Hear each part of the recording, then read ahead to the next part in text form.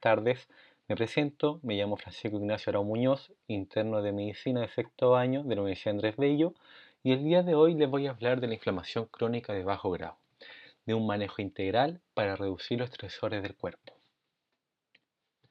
Primero que nada, ¿qué es una inflamación? Una inflamación es un proceso biológico y fisiológico normal del organismo ante una anoxa que puede ser por un PAMP o una DAMP. Básicamente una PAMP es un patrón molecular de patógeno que puede ser, por ejemplo, viral, bacteriano, o una DAMP que es un patrón molecular de daño celular, que puede ser, por ejemplo, por daño acumulativo, por estrés oxidativo, por una lisis celular, apoptosis, etc. Además, también tenemos que entender que acá intervienen diferentes células inmunitarias en el proceso de la inflamación, desde neutrófilos, macrófagos, mastocitos, monocitos, los cuales van a liberar moléculas proinflamatorias que van a señalizar para que lleguen más células. Por ejemplo, se libera citoquinas, quimiosinas, interleucinas 6, 10, factor tumoral alfa, también el factor nuclear kappa B, que es el que modula todo este proceso de inflamación. Y también tenemos que entender que la inflamación puede ser un proceso agudo o puede ser un proceso crónico. Un proceso agudo se caracteriza por una noxa, la cual es, como dice el nombre, agudo, que generalmente se asocia, por ejemplo, una infección viral, infección bacteriana, un golpe, y tiene cuatro características: calor, tumoración, eritema y dolor. Pero es agudo y se resuelve generalmente 7-14 días. Cuando es un proceso crónico, básicamente hay una anoxa que puede ser muy intensa y va a generar un proceso inflamatorio muy intenso, o puede ser algo más silente en el tiempo, pero que a la larga va a generar un proceso proinflamatorio en el organismo. Y ahora bien, ¿qué es la inflamación crónica de bajo grado? Básicamente, esta es una inflamación crónica, pero que es más silente y que se asocia a un patrón de daño celular acumulado en el tiempo, por diferentes causas que ya la vamos a ver. Pero básicamente, al tener esta noxa constantemente, se va a ir activando y liberando constantemente más mediadores de la inflamación. Se acumula interleucina 6, interleucina 10, factor tumoral alfa, los cuales a largo plazo, no en el corto plazo, porque en el corto plazo no genera síntomas, sino que es algo muy silente, a largo plazo puede ser incluso mortal. Como se ve en este estudio que aquí está en la imagen, se ha demostrado que la inflamación crónica de bajo grado se asocia a múltiples patologías que pueden ser incluso mortales o pueden afectar mucho la calidad de vida del paciente, desde enfermedades cardiovasculares, diabetes, dilipidemia, trastornos neurodegenerativos, como por ejemplo la esclerosis múltiple o Alzheimer, también cáncer, sarcopenia, etcétera. Por lo cual tenemos que entender y darle la relevancia que tiene la inflamación crónica de bajo grado, porque esta puede ser incluso en un tiempo, a largo plazo me refiero, incluso mortal. Y también se ha demostrado que una PCR, que es la proteína C reactiva, que se va acumulando en el tiempo y se va manteniendo alta, aumenta los riesgos de mortalidad. Entonces hay que darle importancia a la inflamación crónica de bajo grado. Y una de las preguntas que siempre se hace: ¿el cerebro se ve afectado? Porque como nosotros entendemos, el cerebro tiene una barrera hematoencefálica que no permite que cualquier célula o quimiosina o citoquina llegue al cerebro. Pero también tenemos que entender que el cerebro tiene su propia inmunidad básicamente, que son las microglías. La microglía es las células inmunitarias que son muy similares, por ejemplo, a los macrófagos, las cuales van a liberar diferentes cantidades de mediadores de la inflamación, por ejemplo, interleucina 1, interleucina 6, interleucina 10, factores tumorales alfa, los cuales pueden eh, modular la barrera hematocefálica para permitir que entre células al cerebro y generar el proceso que se llama la neuroinflamación. Ahora bien, la neuroinflamación tiene un lado positivo y un lado negativo. Y esto se asocia generalmente al tiempo que tiene esta inflamación, porque si es algo moderado puede ser beneficioso, pero si es algo crónico en el tiempo es generalmente perjudicial porque se genera daño. Por ejemplo, se ha demostrado que a nivel del hipocampo Estos mediadores de la inflamación como la interleucina 1, interleucina 6 y 10 son importantes mediadores en los neurotransmisores para generar el aprendizaje y la memoria en el hipocampo. Y también se ha demostrado que, que han modulado la neuroplasticidad, pero en un tiempo acotado. También es importante, claramente, cuando existe una ACV, una infección, para reparar los daños que se generan a nivel, ya sea de las neuronas, en los vasos. Entonces es importante que lleguen más células y se genere un proceso inflamatorio para reparar, para fagocitar los daños celulares, etc. Y hay un que acá se nombra el comportamiento de enfermedad. Es un concepto súper importante porque generalmente uno cuando se enferma por gripe o dolor de estómago, gastrointestinal, etcétera, generalmente uno se siente como más decaído. Y eso no es porque sí, es porque también existe un proceso neuroinflamatorio en el cerebro que va a incentivar que uno se sienta así. ¿Por qué? Es para redireccionar la energía para lo que es importante en el momento. Entonces es normal que en un proceso agudo uno se sienta como con más pena, con anedonia, con fatiga, con disminución del apetito, disminución del líbido, incluso a nivel corporal puede aumentar la presión, puede generar dilipidemia, una mayor secreción de insulina. El problema es cuando esto se mantiene en el tiempo, entonces va a generar tanto síntomas sistémicos como síntomas, por ejemplo, propios de un trastorno del ánimo. Entonces, el comportamiento de enfermedad en una inflamación crónica de bajo grado hay que tenerlo presente. ¿Y cuáles son los aspectos negativos? Por ejemplo, el estrés. El estrés, además de liberar la norepinefrina y cortisol, que el cortisol en grandes cantidades, si se libera mucho, va a generar un proceso de resistencia al cortisol, que el cortisol en medidas bajas es un inmunomodulador. En cambio, en medidas altas no genera ese efecto porque genera una resistencia. Y el estrés, además de lo mencionado, a nivel cerebral va a generar procesos neuroinflamatorios, tanto y muy focalizado en áreas como por ejemplo la amígdala, el hipocampo y la corteza prefrontal. En esas áreas se va a generar una mayor celularidad, una mayor mediador de inflamación y entonces se puede asociar por ejemplo a síntomas ansiosos o un deterioro cognitivo. También hay un concepto importante que tenemos que entender que es normal, que se llama el inflamagging. El inflamagging básicamente se asocia a que con la edad es normal que el cuerpo se vuelva más proinflamatorio, que haya más moléculas inflamatorias dando vuelta. El tema es que puede esto pasar antes o puede pasar después. Obviamente, si pasa antes, esto es más acumulativo en el tiempo y puede generar mayores daños. En cambio, si empieza después, no es tan acumulativo el daño. Y esto también afecta a nivel cerebral. Y obviamente cuando existe un trauma encefalocraniano, cuando es agudo, van a existir los procesos de reparación. Pero es cuando un TEC es constante en el tiempo, por ejemplo, los boxeadores al existir un proceso proinflamatorio constante, cada vez va a ser más intenso. Y entonces cada vez más el daño celular va a ser más grave, cada vez las neuronas se van a generar la apoptosis neuronal y obviamente los síntomas de deterioro cognitivo, de disminución de la masa cerebral propia, por ejemplo, de los pacientes que han boxeado mucho en su vida. Ahora, un concepto súper importante que es la resolímica. Básicamente, esto es el proceso normal de la resolución de una inflamación, desde la iniciación, la resolución y la terminación. Y acá vamos a ir mencionando una por una. La fase de iniciación. A partir de los neutrófilos, por parte del ácido araquidónico, acá tenemos la enzima LEC5 y la enzima COX-2. La enzima LEC5 va a formar leucotrienos 4B y la COX-2 va a formar prostaglandinas E2, las cuales en un proceso inflamatorio van a ir aumentando hasta que llegue a un tope las dos y ahí se va a generar un switch eicosanoide. Básicamente ahí cambiamos de fase. Y también a nivel plasmático va a existir un aumento más de la norepinefrina, la cual va a estimular la inflamación En cambio, el cortisol va a estar más disminuido, que como mencioné, es un modulador de la inflamación.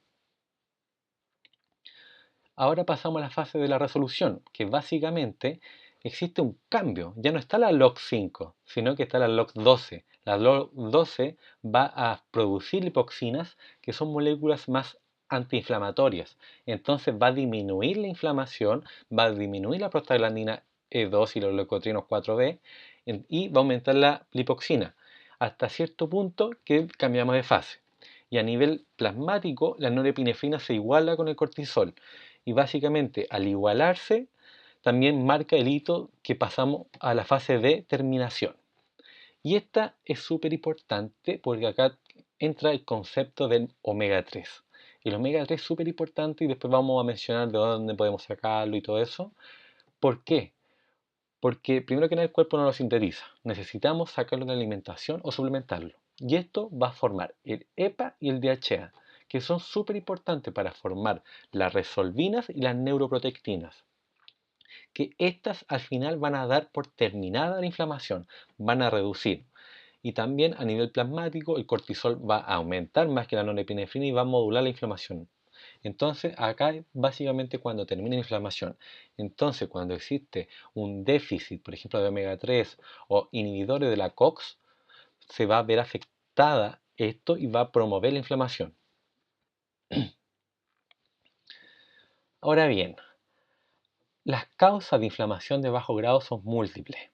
Hay muchas causas. Por ejemplo, como mencioné, los inhibidores de la COX. ¿Por qué? Porque van a inhibir el proceso inflamatorio normal de que se va a formar la prostaglandina E2 y no se va a generar ese switch eicosanoide. Entonces la inflamación se va a promover. También, por ejemplo, una mala dieta.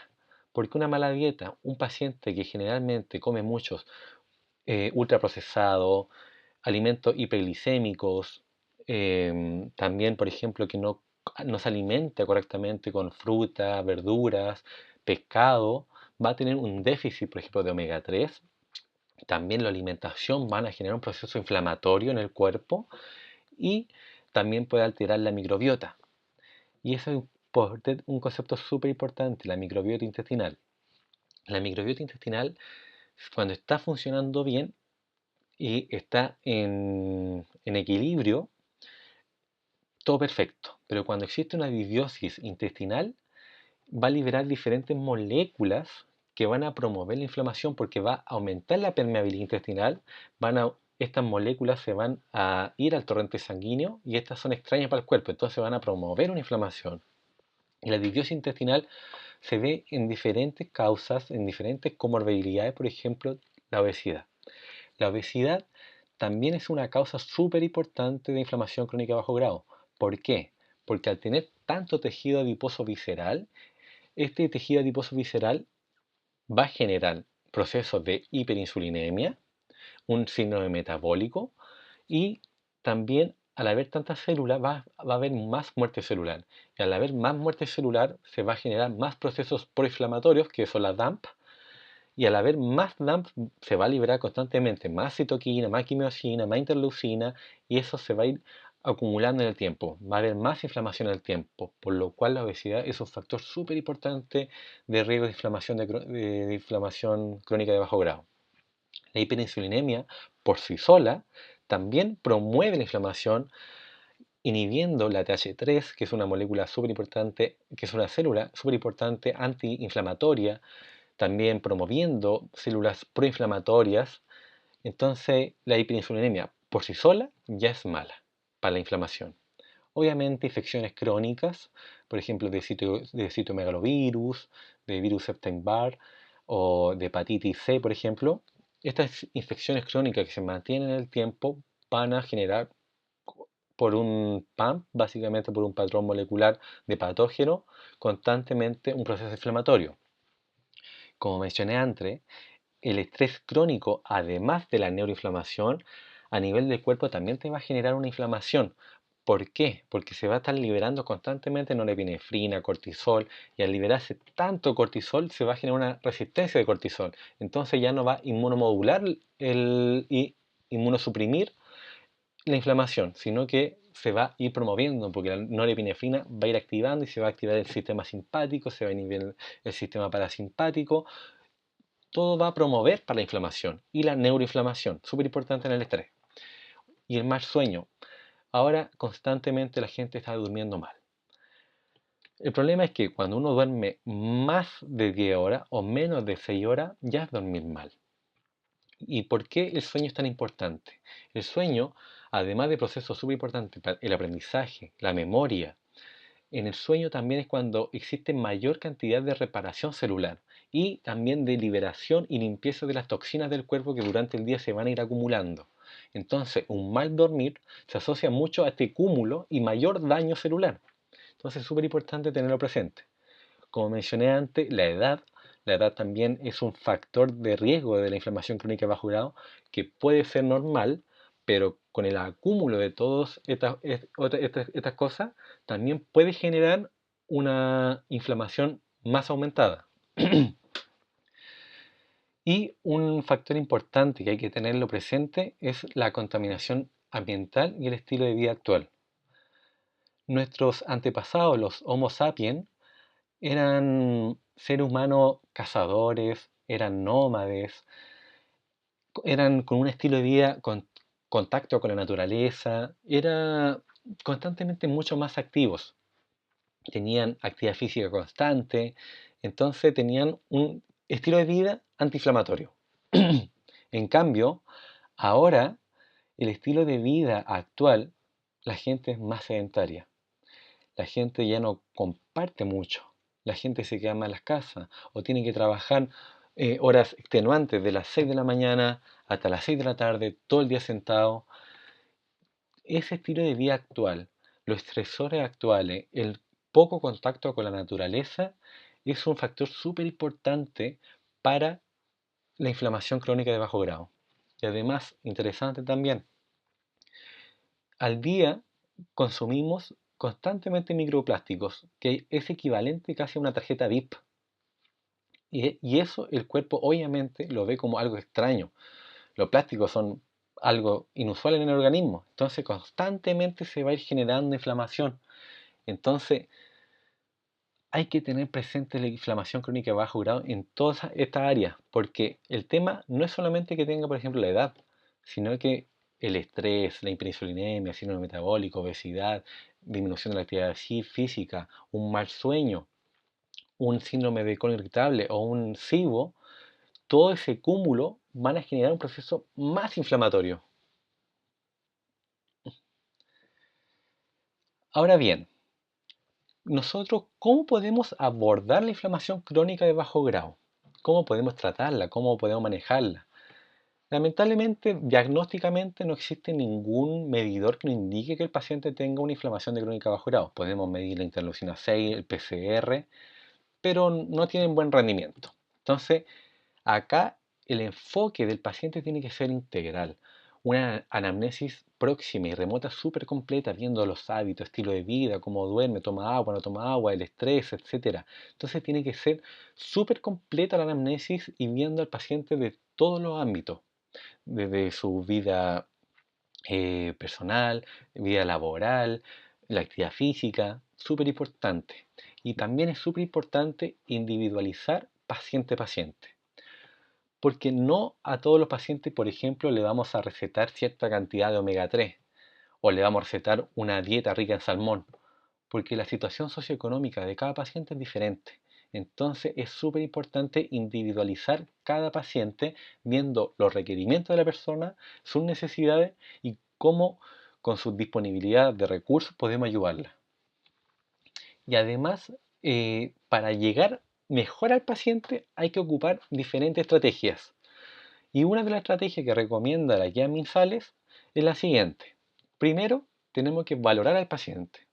Hay que valorar si el paciente está en conocimiento de su situación, está en conocimiento de qué cosas le hacen daño, o si sinceramente no está en conocimiento de lo que, o no le da la importancia que requieren estas situaciones.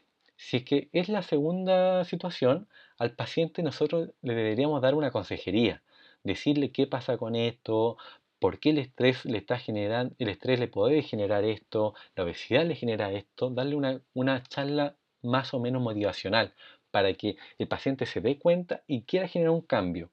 Y después de eso se habla de la estrategia SMART. La estrategia SMART básicamente tiene que ser SMART de específica, medible, observable, realista y oportuna. ¿Qué quiere decir esto? Básicamente específica es que al paciente vimos que hay muchas causas.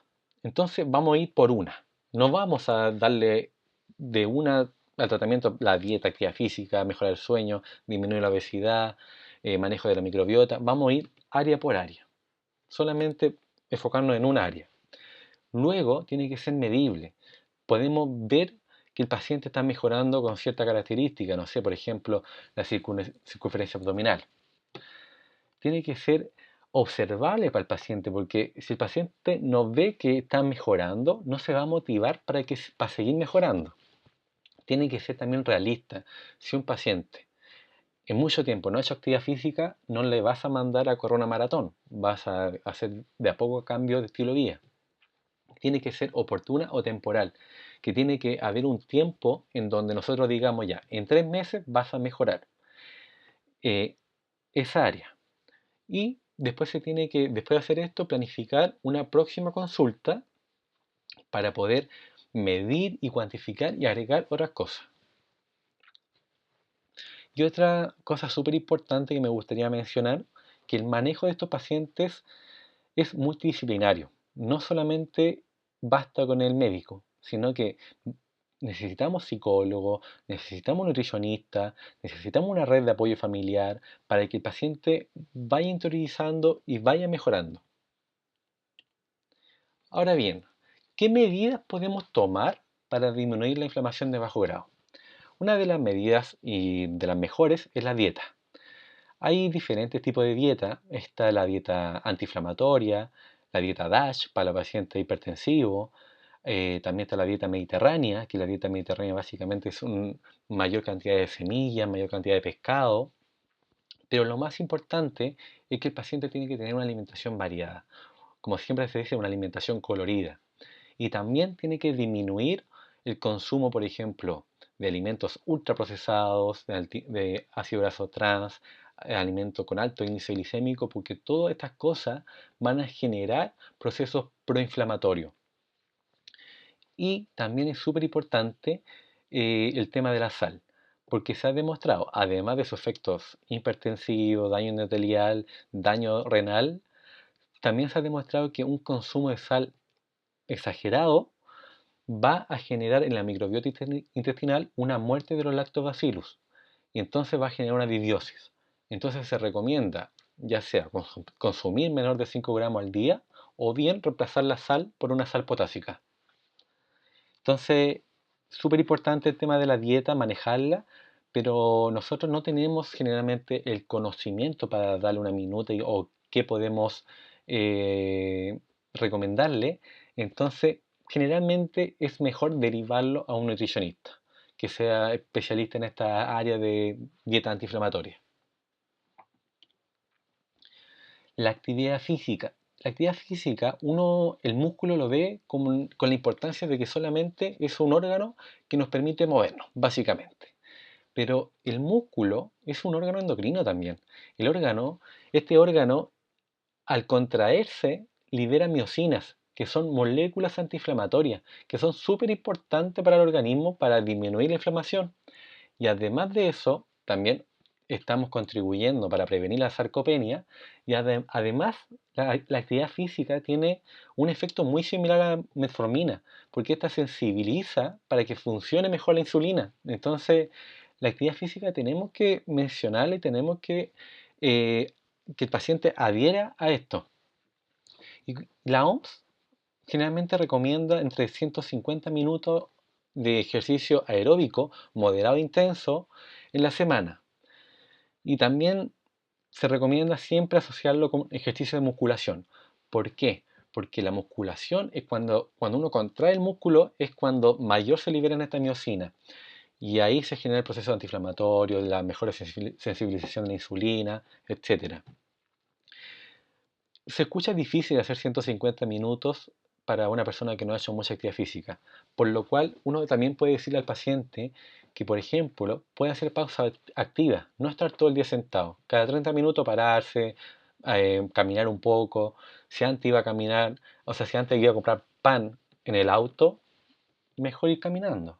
Si antes hablaba al teléfono sentado o acostado, mejor que lo haga caminando. Ir de a poco modificando pequeños cambios de estilo de vida, y eso de a poco el paciente lo va a ir motivando y activando cada vez más. La meditación. El mindfulness actualmente está muy de moda. Pero no es solamente porque esté de moda meditar, sino que la meditación ha demostrado efectos muy beneficiosos en el organismo.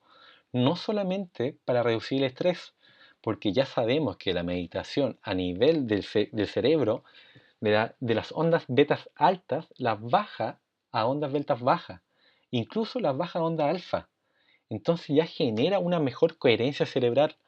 Pero no solamente la meditación se queda en eso, sino que la meditación, nuevos estudios han demostrado que la meditación es capaz de inhibir el factor capa nuclear beta, que es súper importante para activar la inflamación, es capaz de inhibir las citoquinas, quimiosinas, disminuir todo este proceso inflamatorio en el organismo. También es capaz, microscópicamente se evidenció de que es capaz de alargar los telómeros e incluso también de rejuvenecer las células. Entonces, la meditación, qué bueno que esté de moda ahora, porque incluso meditando tan solo 10 minutos al día, diariamente, ya se ven muchos beneficios, tanto para el estrés, tanto para el organismo, para disminuir la inflamación, incluso los telómeros. Entonces, la meditación hay que recomendarla, hay que enseñar cómo meditar, porque es una herramienta súper importante, no solamente para el estrés, sino que para la inflamación y también para tener una mejor calidad de vida. Incluso para trastornos ansiosos, depresivos, se le recomienda a los pacientes meditar, porque la meditación te ayuda a tener una coherencia cerebral. Bueno, como mencioné antes, el omega 3 es súper importante para resolver la inflamación. ¿Y el omega 3 de dónde viene? Generalmente de alimentos ricos de omega 3, el pescado, sobre todo el jurel, el salmón, la caballa, algunas semillas, por ejemplo la linaza, la chía, y se recomienda consumir 2 porciones a la semana de 100 gramos. Yo sé que igual es difícil eso, porque no todos generalmente van a comer pescado o no les gusta el pescado, entonces también lo podemos suplementar, por ejemplo, como se ve en la imagen, con ese suplemento omega 3, que en una persona que no tenga patología se recomienda una dosis entre 250 y 500 miligramos al día. En una paciente que tenga enfermedades cardiovasculares se recomienda una dosis más alta, porque se ha mostrado más beneficio, entre 1 a 2 gramos al día. En cambio, en un paciente con hipertrigliceridemia se le ha recomendado una dosis entre 2 a 4 gramos al día. ¿Esto por qué? Porque se ha demostrado que con esas dosis en estos pacientes disminuye incluso un 40% los triglicéridos. Pero igual consumir esa cantidad de omega 3 es difícil. También otra cosa que me gustaría mencionar es que hay que tener cuidado con el omega 3 que compramos. Porque generalmente hay mucho omega 3 en el mercado, pero muchos solamente dicen omega 3, pero tienen 1200 miligramos de contenido de aceite de pescado y solamente 350 de omega 3. Entonces siempre tenemos que fijarnos en eso, de cuánto de DHA tiene, de cuánto EPA tiene. Y también otra cosa importante es que el omega 3 compite con el omega 6. El omega 6 proviene de la carne, que también tiene efecto en modular la inflamación, algunos efectos pequeños antiinflamatorios, pero es más proinflamatorio. ¿Y qué pasa en la actualidad?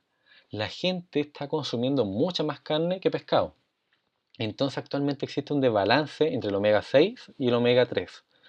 Y debería estar más balanceado para generar una igualdad entre lo proinflamatorio y lo antiinflamatorio.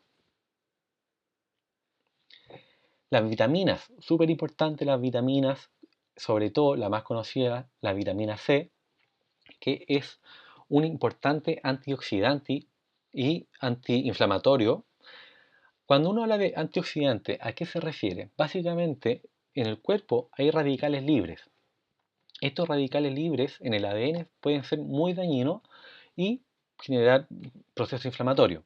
Entonces un antioxidante, ¿qué es lo que hace? Le entrega un electrón para que este radical libre, para estabilizarlo y no genere un daño. Entonces básicamente ese es el efecto de un antioxidante. Ahora bien, se recomienda el consumo entre 3 a 5 frutas al día. Eso igual es difícil, por lo cual igual se puede suplementar con 60 miligramos al día de suplemento de vitamina C.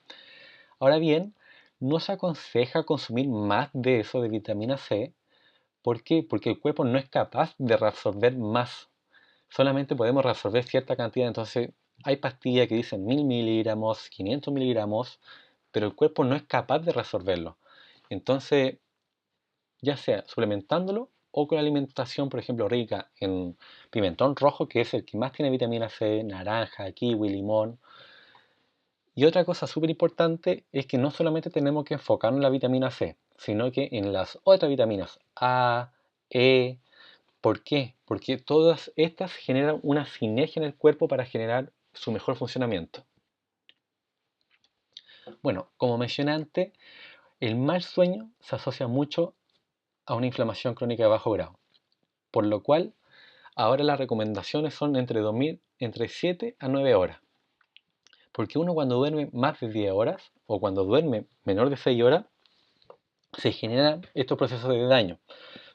No es bueno dormir tanto y tampoco es bueno dormir tan poco. Entonces eso es lo aconsejable. Sé que es difícil, pero ¿por qué es importante el sueño? Porque como dije, en el sueño es donde más se consolida el aprendizaje y la memoria. También es donde existe una limpieza de nuestro organismo, porque en el día se acumulan muchas toxinas, se acumula y en la noche es cuando se limpia. Y también es cuando mayor se repara la célula. Entonces, si uno está durmiendo poco, no estás aprendiendo bien, no estás memorizando bien, no estás generando una limpieza de las toxinas en tu cuerpo y también no estás reparando las células. Entonces, si no reparas las células, esas células constantemente están generando daño, daño, daño y generan más proceso inflamatorio. Y algo súper importante es la higiene del sueño. La higiene del sueño se refiere básicamente al proceso antes de dormir. Se recomienda, por ejemplo, no tomar café a lo menos 4 horas antes de dormir, porque esto va a activar mucho el sistema nervioso central. También no se recomienda, por lo menos, no ocupar el celular 30 minutos antes de dormir. ¿Por qué? Porque esa luz azul activa mucho el cerebro, entonces desregula el ciclo circadiano. Sé que suena difícil, pero incluso hay otra guía que recomienda 4 horas, entonces eso es más difícil. Y también se recomienda mucho seguir una rutina de sueño, porque al seguir esa rutina el cuerpo sabe que ya es la hora de dormir y termina durmiendo mucho mejor. Bueno, como mencioné anteriormente, la microbiota intestinal es súper importante para regular la inflamación del organismo. Antes se pensaba que cuando existía una desregulación solamente afectaba el tracto gastrointestinal, pero ahora se ha evidenciado que cuando existe una desregulación de la microbiota, cuando hay una caída de los lactobacilos y aumentan otras células, o sea, otras bacterias en el tracto gastrointestinal, genera un proceso inflamatorio, generan un aumento de la permeabilidad del intestino y se van a liberar toxinas al sistema, por lo cual esas toxinas el cuerpo la va a tomar, es algo extraño, y se va a liberar todo este proceso inflamatorio.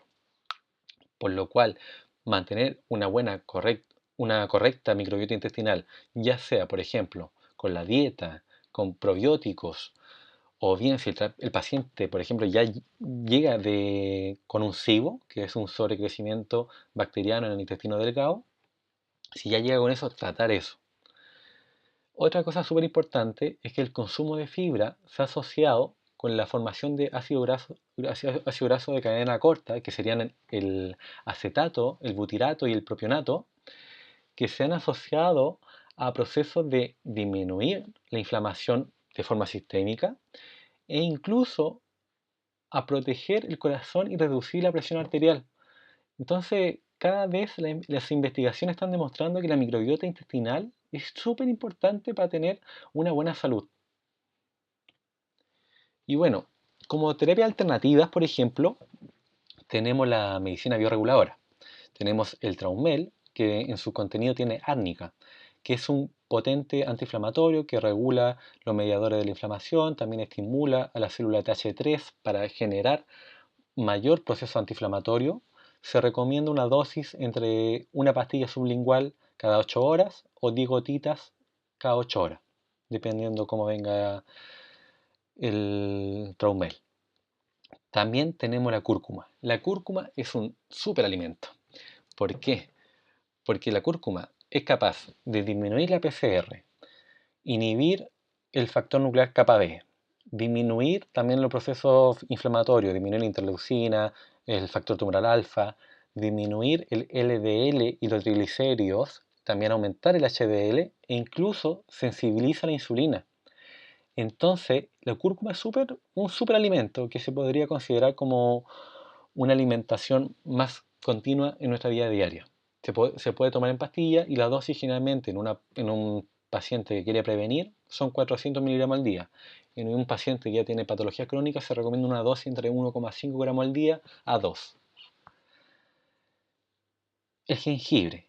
El jengibre también ha estado de moda, pero en este proceso es un poco contradictorio. ¿Por qué? Porque el jengibre lo que hace es inhibir la COX y la LOX. Entonces no generan que la inflamación se resuelva por sí sola, sino que genera un efecto muy similar, por ejemplo, a un ibuprofeno. Entonces es debatible su uso. Otra terapia alternativa, y de las terapias alternativas es de la que tiene mayores evidencias científicas, es la acupuntura. La acupuntura básicamente lo que hace es activar más el sistema nervioso parasimpático. Entonces, al activar más el sistema nervioso parasimpático, lo que va a hacer es modular esta inflamación para que no se libere más norepinefrina, para que el cortisol también baje su cantidad y no se genere esa resistencia. Entonces, la acupuntura es muy importante como terapia que podríamos tomar y adherir con los pacientes. Bueno, y para concluir esta presentación, quiero decirle que la inflamación crónica de bajo grado hay que tenerla presente en nuestro manejo como médico. ¿Por qué? Porque se ha demostrado que se asocia mucho a patologías que son crónicas, incluso después van a ser mortales. Entonces, si podemos modular esto, podemos prevenir antes de llegar a eso, sería lo mejor. Y tenemos que entender que este es un manejo multidisciplinario, con psicólogo, con nutricionista, con médico, con terapias alternativas. Entonces tenemos que tenerlo presente. Y como he dicho, el manejo integrativo del paciente es súper importante. Es súper importante ver al paciente como un todo, porque estos pacientes no te van a llegar a la consulta con un síntoma, no te van a decir ando inflamado. O quizás sí, quizás están con una alteración de la microbiota y te van a tener un síntoma de distensión abdominal, de mayor meteorismo, pero generalmente la inflamación crónica de bajo grado es silente hasta que generen complicaciones en el cuerpo. Entonces tenemos que tenerla presente, ver los estilos de vida, ver los hábitos del paciente y disminuirlo dentro de lo que se puede. Y también seguir estrategias para poder ayudar más al paciente y que tenga mayor adherencia con nosotros. Una de las frases que quería decir de Hipócrates es que las enfermedades no nos llegan de la nada, se desarrollan a partir de pequeños pecados diarios contra la naturaleza. Cuando se hayan acumulado suficientes pecados, las enfermedades aparecerán de repente. Esto es muy similar a la inflamación crónica de bajo grado, porque un cúmulo de malos hábitos, un cúmulo de no tratamiento adecuado va a ir acumulando, acumulando, acumulando, hasta que ya veamos después enfermedades cardiovasculares, ACV, pero podemos llegar antes. Y ese es el mensaje que quiero dar, que podemos llegar antes, podemos darle un enfoque integral a los pacientes y podemos mejorar la situación de los pacientes y mejorar su calidad de vida. Y bueno, esa ha sido mi presentación. Muchas gracias. Esta es la bibliografía que ocupé para la presentación. Hasta luego.